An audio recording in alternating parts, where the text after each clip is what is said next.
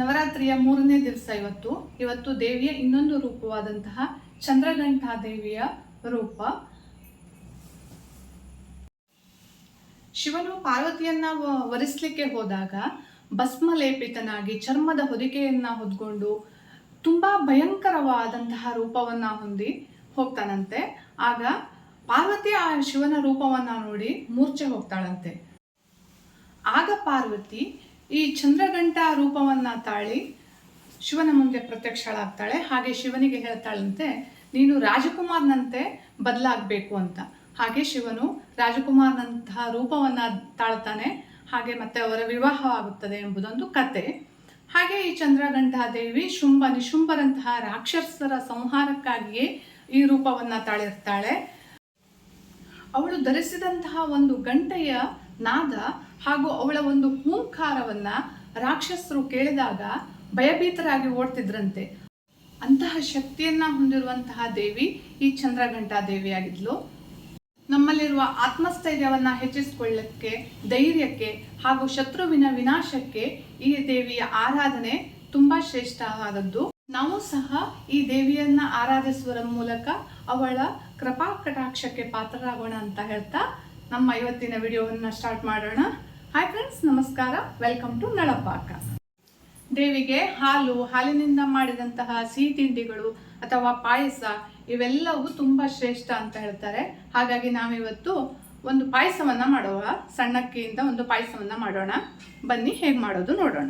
ಕುಕ್ಕರ್ನಲ್ಲಿ ಸಣ್ಣಕ್ಕಿಯನ್ನು ತಗೊಂಡಿದ್ದೇನೆ. ಇದು ತುಂಬ ಪರಿಮಳ ಇರುವಂಥದ್ದು. ಇದನ್ನು ಊಟ ಮಾಡಲಿಕ್ಕೆ ಬರುವಂಥದ್ದಲ್ಲ. ಇದನ್ನು ಪಾಯಸಕ್ಕೆ ಮಾತ್ರ ಉಪಯೋಗಿಸುವಂಥದ್ದು. ಈಗ ಇದನ್ನು ಚೆನ್ನಾಗಿ ತೊಳ್ಕೊಂಡು ಇದಕ್ಕೆ ನೀರನ್ನು ಹಾಕಿ ಹಾಗೆ ಇದೊಂದು 5-6 ವಿಸಿಲನ್ನು ಕೂಗಿಸ್ಕೊಳ್ತೇನೆ. ಯಾಕಂದರೆ ಇದು ಸ್ವಲ್ಪ ಮೆತ್ತಗೆ ಬೇಯಬೇಕು.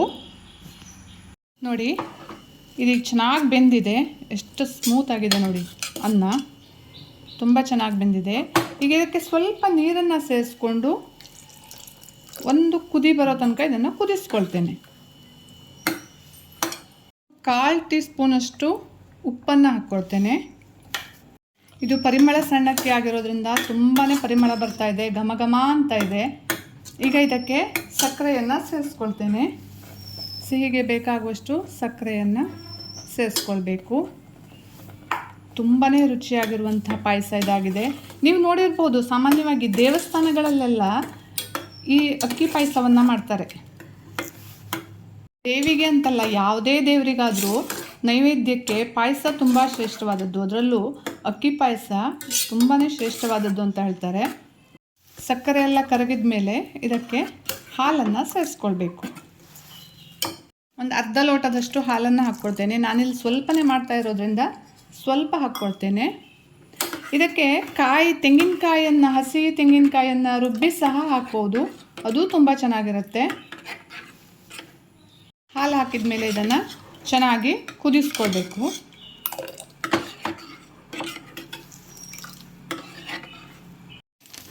ಪಾಯಸ ಅಂದಮೇಲೆ ಗೋಡಂಬಿ ದ್ರಾಕ್ಷಿ ಇಲ್ಲದೆ ಹೋದರೆ ಹೇಗೆ ಅಲ್ವಾ?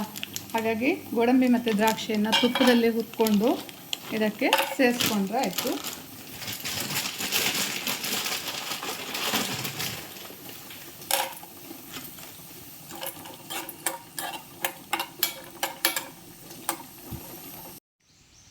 ಹುರಿದಿರೋ ಗೋಡಂಬಿ ಹಾಗೂ ದ್ರಾಕ್ಷಿಯನ್ನು ಇದಕ್ಕೆ ಸೇರಿಸ್ಕೊಳ್ಬೇಕು.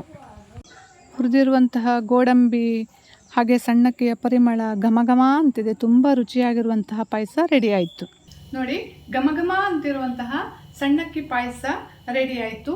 ನನ್ನ ಈ ಅಡುಗೆ ಇಷ್ಟ ಆಗ್ತಿದ್ರೆ ಲೈಕ್ ಮಾಡಿ, ಕಮೆಂಟ್ ಮಾಡಿ, ಶೇರ್ ಮಾಡಿ, ಹಾಗೆ ಸಬ್ಸ್ಕ್ರೈಬ್ ಕೂಡ ಮಾಡಿ. Thank you.